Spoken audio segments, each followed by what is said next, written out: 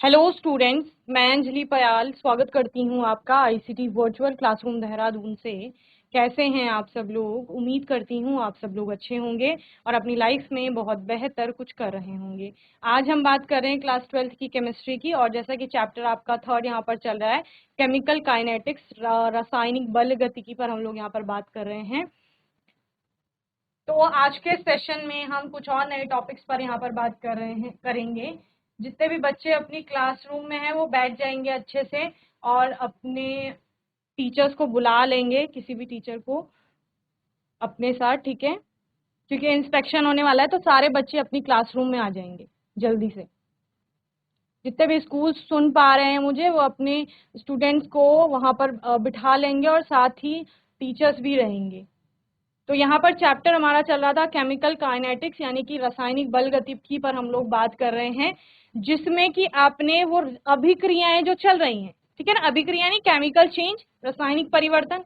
किसी रासायनिक परिवर्तन को हम रासायनिक अभिक्रिया के थ्रू यहाँ पर प्रदर्शित करते हैं। उस रासायनिक अभिक्रिया में क्या क्या चल रहा है? आपका अभिकारक है, उत्पाद है, एक अभिक्रिया हो रही है जिस अभिक्रिया में अभिकारक से आपका उत्पाद बन रहा है, ठीक है ना। तो अभिकारक धीरे धीरे खत्म हो रहा था, उत्पाद आपका क्या हो रहा है, उत्पन्न हो रहा है वहां पर। तो ऐसी रासायनिक अभिक्रियाओं के लिए एक्चुअल में उनका वेग क्या है, किस दर से वो अभिक्रिया, कितनी तेजी से या कितने धीमे से वो अभिक्रिया हो रही है, उन चीजों पर हम लोग बात कर रहे थे। देन वहां पर बहुत सारे टॉपिक्स आए थे, ठीक है ना। अभिक्रिया वेग को जो प्रभावित करेंगे, यानी अभिक्रिया किसके उपस्थिति से तेज हो जाएगी, किसकी उपस्थिति से धीमी हो जाएगी, कौन सा आप एक ऐसी इकाई या फिर ऐसी राशि को बढ़ाएंगे जिससे रेट बढ़ जाएगा, उसको कम करने से रेट घट जाएगा, ये सारी चीजें प्रभावित करने वाले कारकों में आप पढ़ते हैं। इन सब पर हमने बात की वहां पर। साथ ही हमने कोटि पर बात की थी, ऑर्डर ऑफ रिएक्शन जिसे आपका कहा जा रहा था, जिसमें हमने बेसिकली क्या देखा, अभी कोई अभिकारक आप लोग यूज कर रहे हो तो उस अभिकारक की कुछ ना कुछ सांद्रता होगी, कॉन्सेंट्रेशन होगा ना, कि आपने सपोज इतने मोलारिटी का आपका अभिकारक यूज किया है, 1 m का, 2 m का, 0.5 m का, तो इस तरह से वो मोलारिटी है उसकी। तो आपने मोलारिटी आप किस टर्म में पढ़ते हैं हम लोग, बताओ? जब आप लोग सांद्रता के बारे में पढ़ रहे थे वहां पर उसको मात्रात्मक रूप से व्यक्त करने के लिए हमने सबसे पहली टर्म जो थी वो मोलारिटी आती है, यानी मोलरता में हम सांद्रता को व्यक्त करते हैं। तो जब आप अभिकारक की सांद्रता की बात कर रहे हैं तो वो क्या है, अभिकारक की मोलरता है, ठीक है ना। तो जब अभिकारक आपका धीरे धीरे विलुप्त होगा, दैट मीन्स कि सांद्रता धीरे धीरे उसकी क्या होगी, कम होती जाएगी, ठीक है ना। सांद्रता धीरे धीरे कम होगी उसकी, और उत्पाद की उधर क्या होगी, आपका मात्रा बढ़ रही है, या सांद्रता में जितना चेंज आएगा, या आप क्या कहेंगे, सांद्रता कितनी है अभिकारक की, समझ रहे हैं। फिर हमने क्या बोला कि अगर अभिक्रिया का वेग जो है वो सांद्रता पर निर्भर करता है अभिकारक की, तो कौन से अभिकारक की सांद्रता पर निर्भर करेगा, कौन से वाले पर निर्भर कर रहा है, किसी एक पर निर्भर कर रहा है, सभी पर निर्भर कर रहा है, या किसी पर भी निर्भर नहीं कर रहा है। तो आपने पढ़ा था कि हो सकता है अभिक्रिया का जो वेग है वो सारी ही रिएक्टेंट्स पर आपका डिपेंड करें, यानी कि सारे ही अभिकारकों पर निर्भर करें, या फिर किसी एक अभिकारक की सांद्रता पर अभिक्रिया का वेग निर्भर करे, या फिर ऐसा भी हो सकता है कि किसी भी अभिकारक की सांद्रता पर निर्भर ना कर रहा हो। तो वो सारे केसेस हम यहाँ पर लेकर चले थे, ठीक है ना। देन हमने बोला कि सांद्रता का आपका कोई ना कोई एक क्या आएगा वहां पर, घात आएगी, ठीक है ना। तो सांद्रता की जो घात होती है उनका जब हम सम करते हैं, कौन सी सांद्रता की घात, आपके सभी अभिकारकों की सांद्रताओं की घातों का यदि हम योग करते हैं तो उसी को उस अभिक्रिया की कोटि कहा जाता है। जीआईसी टंग से आवाज आ रही है आपको? हैंड रेज करेंगे, आवाज आ रही है तो। गुड मॉर्निंग गुड मॉर्निंग बेटा, क्या नाम है आपका? मैम। नीरज। नीरज, थोड़ा कक्षा लाउड बोलेंगे। कक्षा 12 साइंस। Very good. कौन सा कक्षा 12 चैप्टर चल साइंस रहा है हमारा? मैम, रासायनिक बल गतिकी।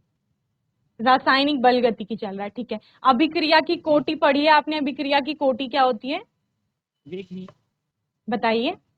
वे अभिक्रिया है जिसमें वेग के नियम अभिक्रिया की सांद्रता की कोटि के योग को अभिक्रिया की कोटि कहते हैं।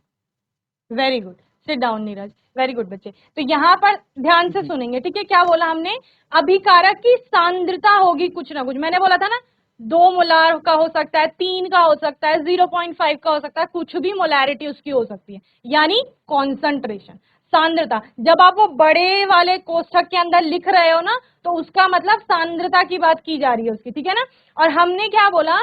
किसी भी अभिक्रिया में अभिकारक की सांद्रता की जो घात है, क्या बोला? अभिकारक की सांद्रता की जो यहाँ पर घात होगी, और उन घातों का हमने योग किया। सांद्रताओं की घातों के योग को आपको अभिक्रिया की कोटि कहा जाता है, ठीक है ना। और जो वो सांद्रता की घातें थी आपकी, यहाँ पर ध्यान से सुनेंगे, जो सांद्रता की घातें थी आपका, उनका उनके किसके? अभिकारक के स्टोइकियोमेट्री कोएफिशिएंट यानी रस सम्मितीय गुणांक जो उनके होते हैं, उस पर कोई निर्भरता नहीं है। क्या बोला मैंने? ध्यान से सुनो। जो अभिकारक की सांद्रताएं हैं यहाँ पर, उनकी जो घातें हैं x और y, ये जो आपका अभिक्रिया में ये a और b है ना, इस पर इनकी कोई निर्भरता नहीं है। समझ रहे हो? हमने क्या लिखा? अभिक्रिया के वेग के लिए जब हम इक्वेशन बना रहे थे, तो कॉन्सेंट्रेशन ऑफ ए की पावर x लिखा हमने इनटू कॉन्सेंट्रेशन ऑफ बी की पावर y। लेकिन इस समीकरण में देखो एक्स वाई आपको कहीं दिख रहा है? बताओ, दिख रहा है यहाँ कहीं एक्स वाई? नहीं दिख रहा है। तो ये एक्स वाई क्या है? ये एक्स वाई हमने प्रयोगों द्वारा निकाला है, यानी प्रायोगिक मान है। चलिए, तो क्या बोला मैंने बच्चे? अभिक्रिया की कोटि पर हम लोग बात कर रहे थे। कोटि कहां से आया? ये सांद्रता की जो घात थी, ठीक है ना, ध्यान से सुनेंगे। सांद्रता की घात जो है ना, वो इनके आगे जो ये स्टोइकियोमेट्रिक कोएफिशिएंट से हम बोलते हैं ना, ये और ये अलग चीजें हैं, ठीक है ना। ये सांद्रता जी की जो घात है ना, उसको हम प्रयोगों द्वारा निकालते हैं, ठीक है ना। प्रयोग द्वारा उसका कैलकुलेशन करेंगे। और ये जो है, ये हमें अभिक्रिया में पता रहता है कि हम एक संतुलित रासायनिक समीकरण जब बनाते हैं, तो उसमें हमें पता होता है कि किसके कितने मॉलिक्यूल हम यूज करेंगे। सिंपल सी बात है। जैसे हाइड्रोजन और ऑक्सीजन की अभिक्रिया कराते हो, जल आपका बनता है, तो क्या होता है? H2 + O2 = 2H2O। तो इधर आप कितने लेते हो? 2 मॉलिक्यूल लेते हैं हाइड्रोजन के। 2H2 + O2 गिव्स 2H2, यही आपका होता है। तो आपको पता है कि 2 हाइड्रोजन के मॉलिक्यूल हम यूज कर रहे हैं, ऑक्सीजन का एक ही यूज कर रहे हैं वहां पर, तो 2 वाटर मॉलिक्यूल आपके प्रोड्यूस होंगे। तो ये A B C D ये आपको पता है, जिनको हम क्या कह रहे हैं? स्टोइकियोमेट्री गुणांक आपका कह रहे हैं। लेकिन जब आप वेग व्यंजक देखते हैं, वेग व्यंजक में जो x और y आ रहा है, वो a और b नहीं है। क्या बोल रही हूं मैं? x और y, यानी कि जो सांद्रता कोष्ठक के अंदर लिखा है, इसका मतलब सांद्रता की बात हो रही है। सांद्रता की जो घात है, वो a और b नहीं है। या आप बोलो, जब सांद्रता की घातें स्टोइकियोमेट्री गुणांक के बराबर ना हो, तो उस केस में आप क्या कर रहे हैं? उस केस में आप इस तरह से अभिक्रिया को लिख रहे हैं, जहां पर x और y के फॉर्म में आपने ये लिखा है। और फिर आपने क्या बोला? हो सकता है किसी किसी केस में जो x और y है वो a और b के बराबर हो। क्या बोला मैंने? हो सकता है कि जब आपने प्रयोग द्वारा निकाला, तो जो ये x और y का मान है, ये इस a की बात हो रही है, स्मॉल a और स्मॉल b, हो सकता है ये स्मॉल a और स्मॉल b के बराबर हो, लेकिन ये आवश्यक नहीं है, क्योंकि वो सेम चीजें नहीं है। समझ रहे हो ना? वो अलग अलग है। किसी अभिक्रिया में सपोज x का मान 1 है और y का मान 2 है, उसी सेम अभिक्रिया में a और b का मान 1 और 2 हो सकता है, लेकिन ये जरूरी नहीं है, क्योंकि वो वही मान नहीं है। ये तो हम प्रयोगों द्वारा निकाल रहे हैं, और ये सारी चीजें हम पढ़ चुके हैं। x और y के मान का निर्धारण प्रायोगिक है, यानी जब एक्सपेरिमेंट करेंगे तब पता लगेगा। x y यहाँ पर a तथा b के समान या भिन्न हो सकते हैं, ठीक है। और हमने क्या बोला? वेग नियम वह व्यंजक होता है जिसमें अभिक्रिया के वेग को अभिकारकों की मोलर सांद्रता के पदों के घातांकों को लगाकर व्यक्त करते हैं। व्यंजक क्या था? अगर आपको वेग निकालना है अभिक्रिया का, कि अभिक्रिया आपकी कितनी तेजी से चल रही है, कितनी स्लो चल रही है, तो उसके लिए वेग तो निकालेंगे। वेग जो आप पहले 10th में भी पढ़ते हो, 9th में भी पढ़ते हो, उसी वेग की बात हो रही है। बस ये अभिक्रिया के रिस्पेक्ट में हम लोग देख रहे हैं। तो उस वेग के लिए आपने ये व्यंजक स्थापित किया, फिर आपने बोला अवकलन करके लेते हैं, तो ये वाला लिया। वहां पर हमने किया क्या? वेग आपका इस तरह से निर्भर कर रहा था अभिकारक A की सांद्रता और B की सांद्रता को हमने गुणा किया और उन दोनों की सांद्रताओं की कुछ घातें भी वहां पर थी, ठीक है ना। देन जब हमने ये साइन हटाया तो हमारा एक कांस्टेंट आता है K, जिसको हम वेग की, क्योंकि ये इक्वेशन है तो वेग स्थिरांक उसको बोलते हैं। क्लियर है, ये वेग स्थिरांक हो गया। अब ये अवकलन वेग समीकरण आपको प्राप्त हो जाती है, जहां वेग बराबर आपने क्या कर लिया, माइनस dr/dt कर लिया है, k a की पावर x b की पावर y कर लिया, ठीक है ना। अब देखिए यहाँ वह किसी संतुलित रासायनिक समीकरण में अभिकारकों के स्टोइकियोमेट्रिक गुणांक के समान या भिन्न हो सकती है, इतना हमको पता है। एक अभिकारक की सांद्रता को स्थिर रखकर दोनों अभिकारकों की सांद्रता में परिवर्तन कर और उनके जो भी आपके पास प्रारंभिक सांद्रताओं के फलन के रूप में हम क्या कर सकते हैं, उनकी कोटि जो है या सांद्रता की घात जो है ना उसका निर्धारण कर सकते हैं। और यहाँ पर हमने बहुत सारे न्यूमेरिकल किए जिनमें हमने अलग अलग अभिक्रियाओं के लिए, जैसे ये एक अभिक्रिया थी NO plus half Cl2 gives NOCl, ये आपको मिल रहा था। ये प्रारंभिक अभिकारक की सांद्रता है, प्रारंभ में आपके पास NO था और Cl2 था, यानी अभिकारक है वो आपके पास, उन दोनों की सांद्रताएं आपके पास है। और NOCl जो अभिक्रिया यह चल रही है इसका वेग आपके पास है कि किस स्पीड किस वेग से ये आपका हो रही है। जैसे NO की सांद्रता 0.05 थी तो Cl2 की सांद्रता भी 0.05 है। उस समय पर रेट जो था वो 1 × 10⁻³ था। फिर जब यहाँ सांद्रता में परिवर्तन हुआ तो देखो वेग में भी परिवर्तन हुआ, यहाँ आपका सांद्रता में परिवर्तन हुआ तो वेग में भी परिवर्तन हुआ। तो यहाँ से आपने प्रयोग द्वारा क्या निकाला, x और y का मान निकाला। तो वेग व्यंजक इस प्रकार से आपने स्थापित कर लिया। इससे पहले हमने क्या पढ़ा, एक अभिकारक की सांद्रता को स्थिर रखकर हमने क्या किया, एक को स्थिर रख लिया यहाँ पर। जैसे इस वाले केस में देखो यहाँ पर NO की जो सांद्रता थी उसको स्थिर कर लिया गया पहले और दूसरे केस में। यहाँ पर 0.05 था, यहाँ पर भी 0.05 था। अब इस यहाँ पर देखिए, यहाँ पर क्या किया गया, Cl2 की सांद्रता को यदि 3 गुना किया जाता है, क्या कहा मैंने, Cl2 की सांद्रता को यदि 3 गुना किया जाता है तो वेग जो होता है वो क्या हो जाता है, 3 गुना बढ़ जाता है ना। 1 है यहाँ पर 10⁻³ -3 ये तो फिक्स है, लेकिन यहाँ 1 से 3 हो रहा है तो 3 गुना बढ़ रहा है। तो क्या हुआ, एक की सांद्रता स्थिर रखने पर दूसरा क्या हो रहा है, अगर उसकी सांद्रता में जितने गुना परिवर्तन करेंगे, जितने गुना वृद्धि करेंगे, अभिक्रिया का वेग भी उतने ही गुना बढ़ रहा है, ठीक है ना। तो यानी कि एक आएगा, Cl2 की जो वो है वो 1 हो गई, ठीक है ना। दूसरे में देखो यहाँ क्या हुआ, 0.5, 0.05, 0.05, पहले और तीसरे केस में Cl2 स्थिर है उतना ही है, लेकिन NO आपका चेंज हो गया, यहां से यहाँ 3 गुना कर दिया गया इसको। और जब इसको 3 गुना किया जाता है तो ये यहां से यहाँ कितना हो जाता है, 9 टाइम्स, समझ रहे हैं। यानी कि वो कितना आ गया, उसका 2 आ गया। तो यहाँ पर हमने निकाला ना, ये पूरा कैलकुलेट किया था हमने, इसको हमने एक एक करके समझा था कि जब हमने सांद्रता की घातें चेंज करी, जो सांद्रताएं थी वो चेंज करी, तो उससे रेट आपका किस प्रकार से आपका अफेक्ट हो रहा है। ओके, तो इस तरह से इक्वेशंस में हमने वैल्यूज रखी वहां, और फिर हमने क्या किया, इक्वेशन 3 को 1 से डिवाइड किया, 2 को 1 से डिवाइड किया, इस तरह से भी हमने मान निकाल लिया जब हमने कैलकुलेशन की। दूसरा हमने एक एग्जांपल लिया था, इसमें भी हमने किया। अब अभिक्रिया की कोटि क्या है, वो जो सांद्रताएं की घातें थी ना, जिनको नीरज ने क्या बोला कि हम उन घातों का योग कर लेंगे, ठीक है, क्योंकि NO की घात आपकी 2 आई थी और Cl2 की घात क्या आई थी, उससे पहले एग्जाम्पल में 1 आई थी। तो जब उन घातों को योग कर लेंगे तो वो हमें बताएगा अभिक्रिया की कोटि, ठीक है ना।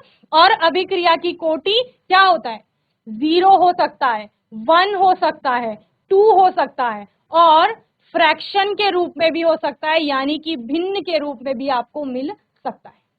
समझ रहे हैं क्या बोला मैंने, किसी अभिक्रिया की कोटि 0 हो सकती है, एक पूर्ण संख्या हो सकती है, और आपको एक भिन्न के रूप में भी दिखाई दे सकती है। तो वेग नियम में अभिकारकों की जो सांद्रता होगी उनकी घातों के योग, जो घातें थी ना उनका योग, तो घात क्या थी, एक की x थी, दूसरे की y थी, तो x प्लस वाई, योग का मतलब जोड़ेंगे, x प्लस वाई किया वो n के बराबर है, तो वो n ही क्या है, अभिक्रिया की कोटि है। तो n इज इक्वल टू, यदि 0 हुआ, n का मान अगर 0 हुआ, यानी x और y को जोड़ेंगे और 0 आएगा, एक्स और वाई को जोड़ करके 0 कब आएगा मुझे ये बताओ? जब दोनों ही 0 होंगे तो 0 आ जाएगा। उस केस में अभिक्रिया कौन सी होगी? शून्य कोटि की अभिक्रिया होगी। जब n इज इक्वल टू 1 होगा, यानी कि x और y को जोड़ने पर आपका 1 आ रहा है, उस केस में अभिक्रिया कैसी होगी? प्रथम कोटि की होगी। अगर n का मान 2 है तो द्वितीय कोटि अभिक्रिया होगी, ठीक है ना।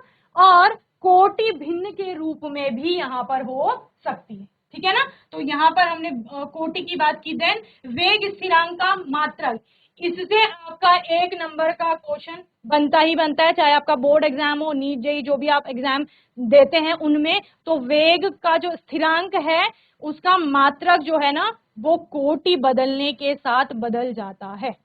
क्या बोला मैंने? वेग स्थिरांक का मात्रक कोटि बदलने के साथ बदल जाता है, ठीक है ना। यानी शून्य कोटि की अभिक्रिया होगी तो उसके लिए कोटि का वेग स्थिरांक का मात्रक कुछ और होगा।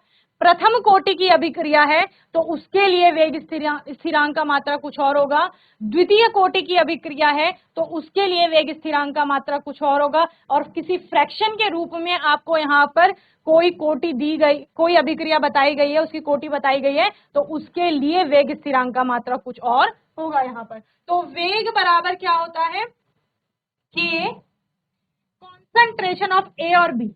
ये आपको दिया गया है, ए और बी क्या है? अभिकारक। उनके लिए हम जनरल टर्म आर भी यूज कर सकते हैं, रिएक्टेंट। तो आर की पावर एन हम लिख सकते हैं ना। देखो इनको मल्टीप्लाई करेंगे तो घातें आपस में जुड़ जाती है ना।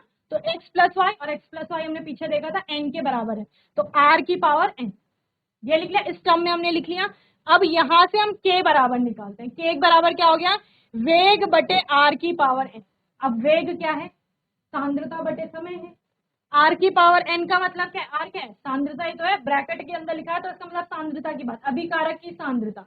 तो सांद्रता की पावर n, और वेग को भी क्या लिख दिया? सांद्रता बटे समय लिख दिया। अब यहां पर समय आपका नीचे आ जाएगा। सांद्रता जो n है वो जब ऊपर जाएगा तो माइनस n हो जाएगी उसकी पावर। यही होता है ना, किसी भी नंबर की घात अगर नीचे धनात्मक है तो जब आप उसको ऊपर न्यूमरेटर में यानी अंश में लेके जाते हैं तो वो ऋण में हो जाती है, सिंपल सी बात है। तो ये n ऊपर जाएगा तो माइनस n हो जाएगा। तो यहाँ पर सांद्रता गुणा सांद्रता की पावर माइनस n हो गया, अपॉन समय आपका नीचे आ गया।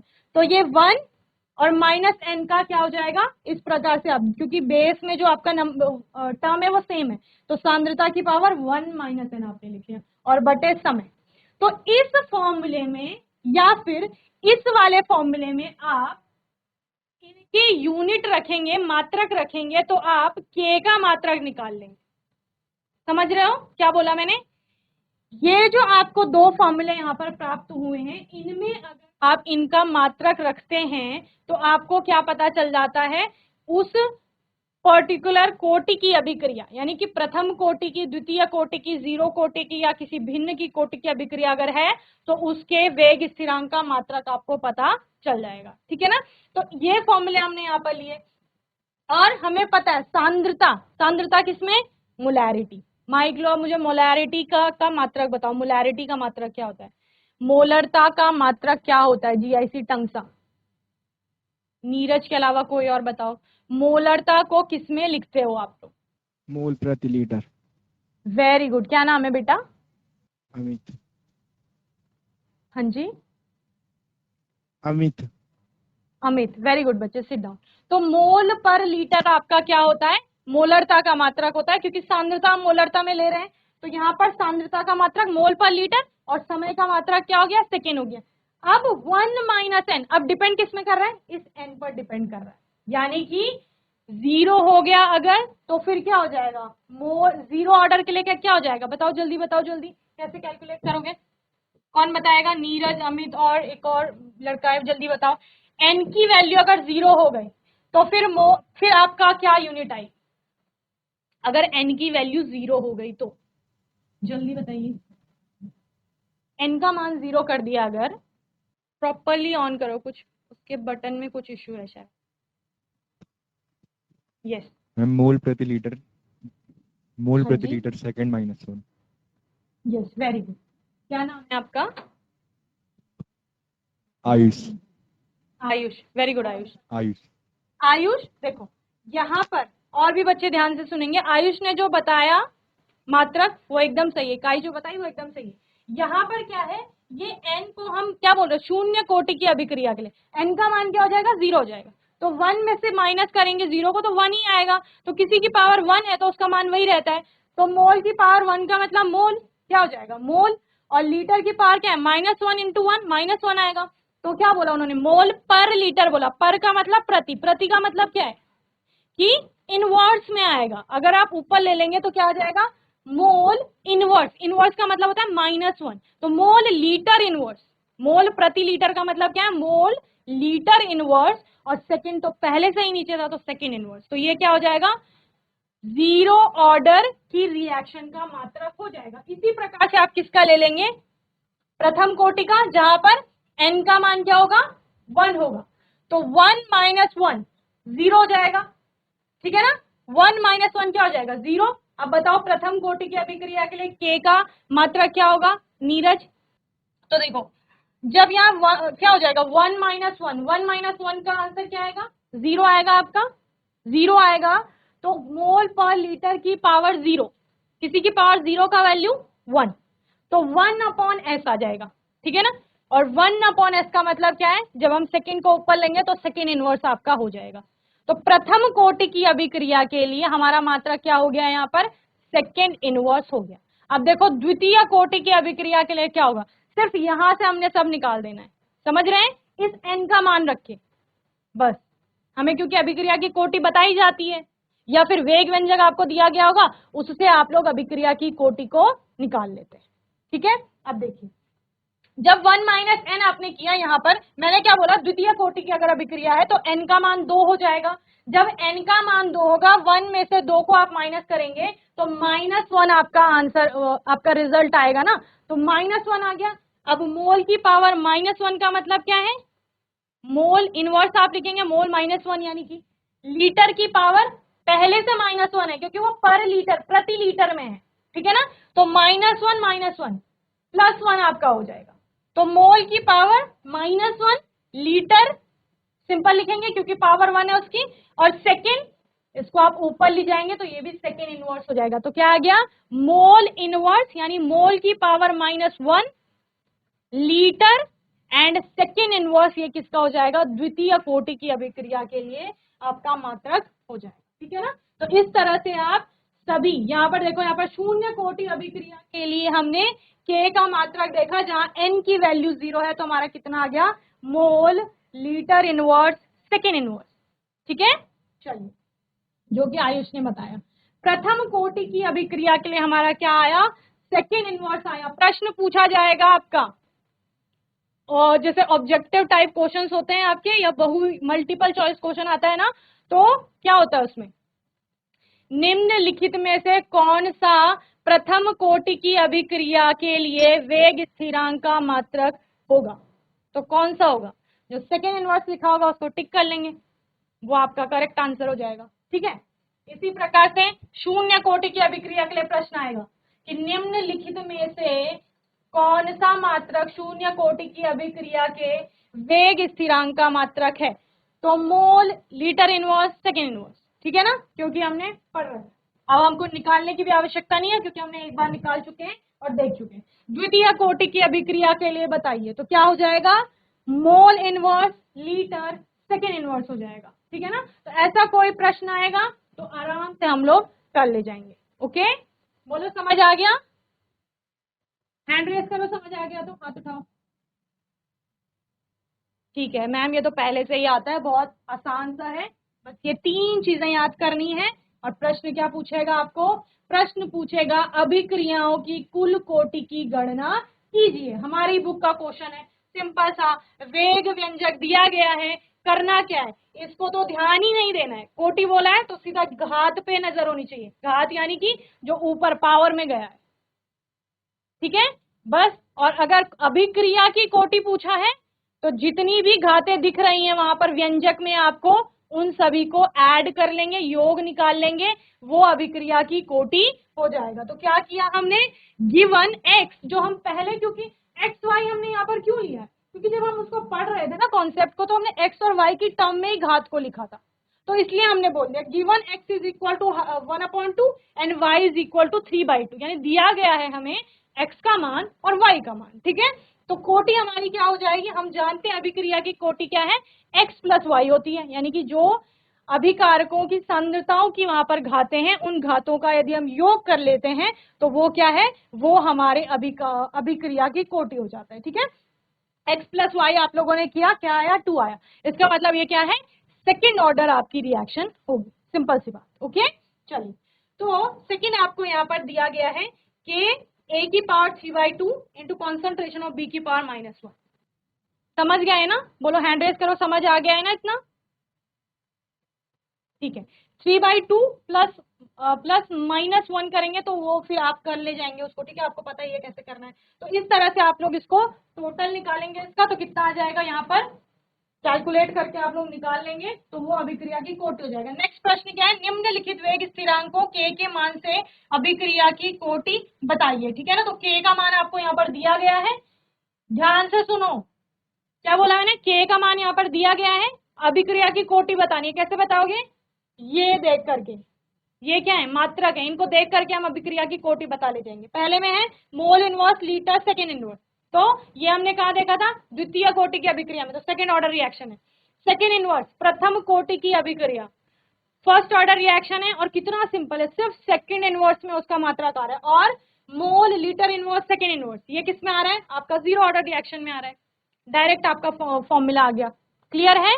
चलिए, तो मैं उम्मीद करती हूँ आज का सेशन सभी को समझ में आया होगा, हैंड रेस करो, समझ में आया, वेरी गुड। और आज के सेशन में हमने बस बेसिक टर्म्स को रिवाइज किया है, जैसे मैंने आपको बोला था तापमान किस प्रकार से अभिक्रिया के वेग को प्रभावित करता है उसको पढ़ करके आएंगे। आने वाले सेशन में मॉलिक्यूलैरिटी, जो कि आपका क्या आता है, अभिक्रिया की आणविकता, उस पर हम लोग बात करेंगे। और प्रश्न आता है कोटि और आणविकता में अंतर बताइए, तो इसको एक बार होमवर्क में आप लोग देख करके आएंगे। आज के सेशन में जीआईसी टंगसा के बच्चों ने बहुत अच्छे से रिस्पॉन्स किया, आयुष, नीरज, अमित ने बहुत अच्छे से आंसर किया। सभी बच्चों को ऐसे ही पढ़ाई करते रहनी है, कोई डाउट होगा, क्वेश्चन होगा, सेशन में पूछ लेंगे आप लोग। और तब तक के लिए आईसीटी वर्चुअल क्लासरूम से जुड़ने के लिए धन्यवाद।